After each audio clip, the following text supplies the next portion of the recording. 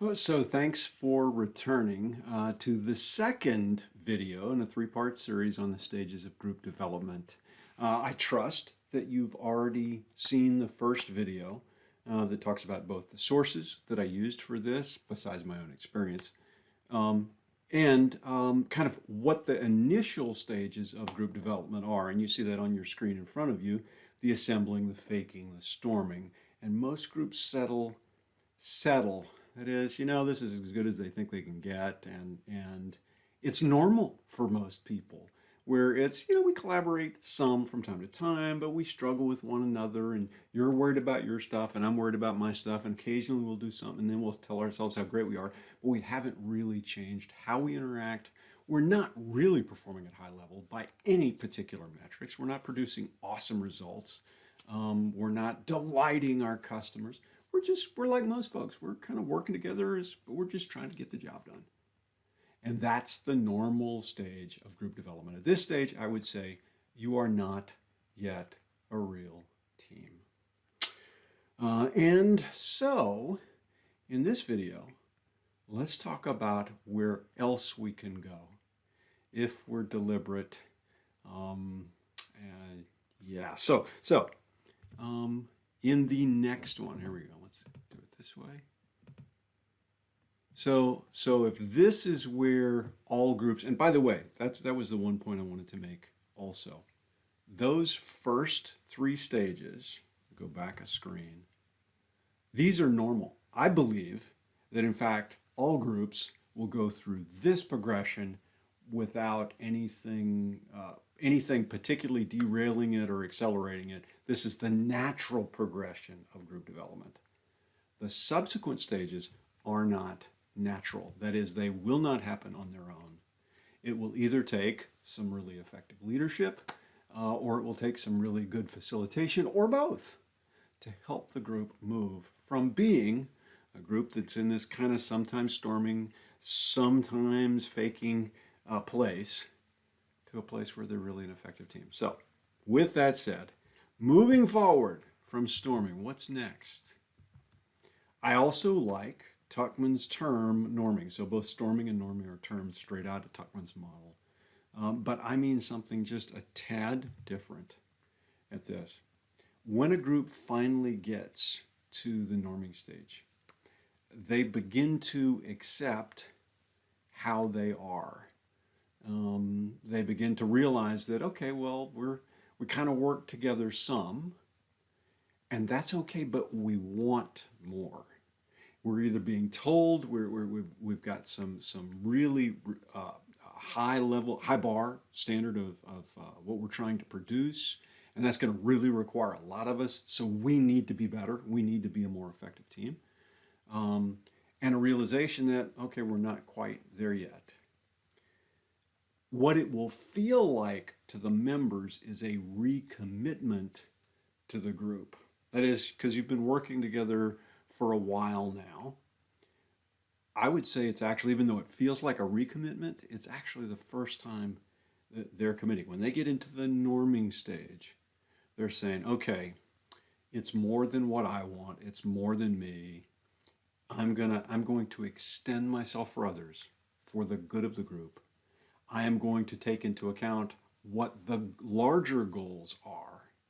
And then we're going to begin to understand and work through who does what, who's responsible for what, how do we play in the sandbox together. At this stage,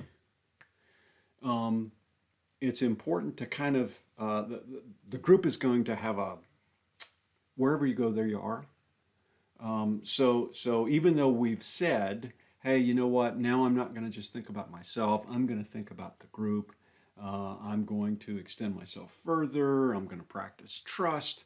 I'm going to do whatever those new norms are. You know what? I've spent most of my time focused on me and what I need, and old habits die hard. And a challenge at this stage of development is after the initial place of norming, is people then see us kind of reverting back into our former ways of behaving. our typical ways of behaving, and then they write it off and say, oh, there wasn't anything real about that. And so we can slip back to that settled place if we're not careful. Although I'm talking about this norming stage as a stage, and I do believe in a certain level it is, I think if you're someone who works with groups over time, what you may see this as norming moments. So a group is working through something, and then they come together and they evaluate, and they've been at this kind of storming phase where some people are disengaging, they're not really trying, and then all of a sudden somebody says something and there's silence. And everybody knows it just got real. Someone may have said something as simple as, you know what, we don't have any trust here. We're not being real with ourselves. So oftentimes it'll be this realization that someone verbalizes about the group not quite living up to the standards. And all of a sudden get quiet and you know that it's real.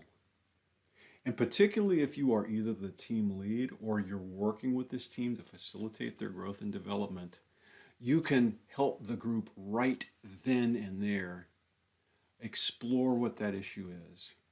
And then decide, okay, well, so how do we want to be on this particular piece?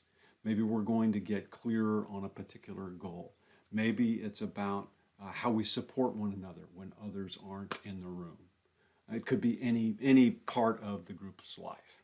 Anyway, I say that just to mention, I'm talking about this in terms of stages of the group, how it may actually look as it manifests itself to you in the moment is as one moment when it got real.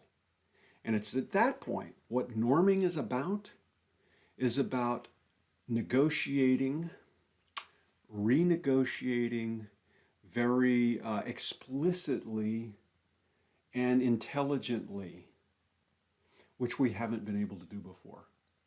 Okay, before we've based our interactions on either what was expected of us or on what we felt, how we were supposed to act, and or who was the loudest voice in the room, and so it wasn't real. When we get to the norming stage, is we're starting to talk honestly to ourselves and to others, and we're starting to put some boundaries around it, some expectations about how we're going to be with one another and where we're going. That's the norming stage. I see one more stage in this, which I see one more stage in this, and I simply call this the acceleration stage. Because I think acceleration is something that's where you want to get, and you want to kind of stay there.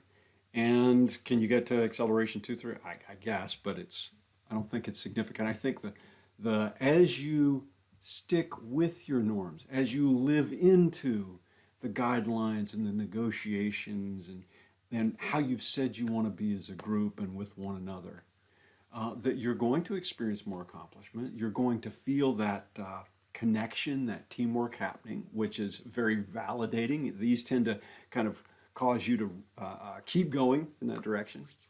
The group over time, particularly if they are renegotiating and renorming as necessary.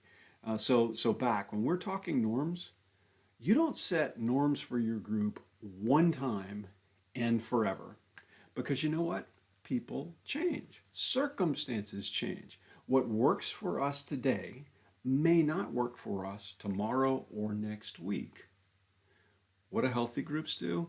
They surface that and they talk about, hey, our situation has changed, or I've changed, my desires have changed.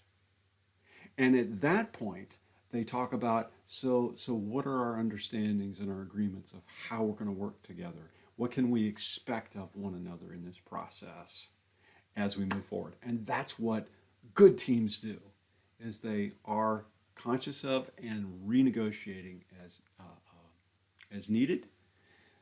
Differences are valued. We're starting to see that you're good at stuff that I'm not good at, and so people are shifting kind of what they work on, which makes us more effective as a group. We have deepening trust. The more we live into our norms, the the more we follow up with them, the more we support one another, and therefore there's increasing accountability. Both my willingness to show up and be accountable, because I don't want to let the group down, and also our ability to talk to one another and ask for the other to show, to follow up and do what they say they're going to do, which is you holding me accountable, me holding you accountable. So that's all healthy. Can groups derail? Can things not go according to plan? Sure. Can we lose some trust? Yes. And what will tend to happen is that we'll tend to drop back down. The longer, though, groups work at and stay in this kind of acceleration phase, the easier it is to return, because you're building new muscles, new habits, new ways of being. So this is the second part. The stages of group development. To get in these stages require, it's not natural. The first, in the previous video, I talked about just groups naturally going to progress there. To get into norming and acceleration, you're going to have to be focused and deliberate and attentive and honest and courageous with one another. But groups do get here. Groups can get here, work here, and be much more effective. And this is the stage where you start really talking in a real way about the group being a team.